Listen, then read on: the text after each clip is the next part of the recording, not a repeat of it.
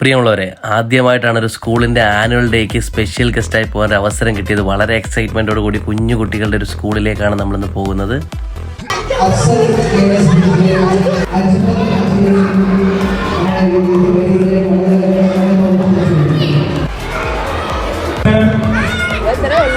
ഒരുപാട് സന്തോഷം. നമ്മുടെ നാട്ടില് ഇത്രയും കുട്ടികൾ പഠിക്കുന്നുണ്ട്. ഈ സ്കൂള് ഇത്രയും അധികം കുട്ടികൾ പഠിക്കുന്നത് നമ്മുടെ ആദ്യനാട് LP സ്കൂളിൽ നമ്മൾ നന്ദി അറിയിക്കുന്നു. എല്ലാവരും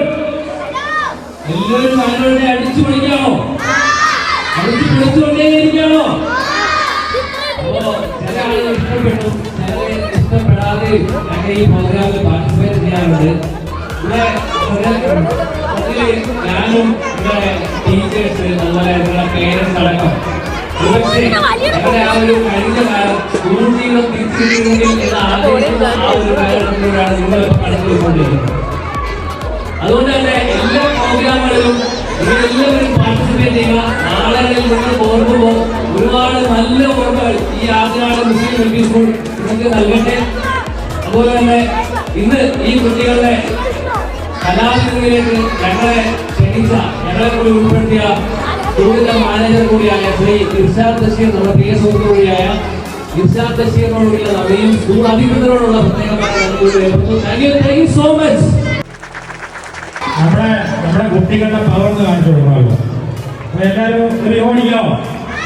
എല്ലാവരും ഓക്കെയാണോ? റെഡി? 1 2 3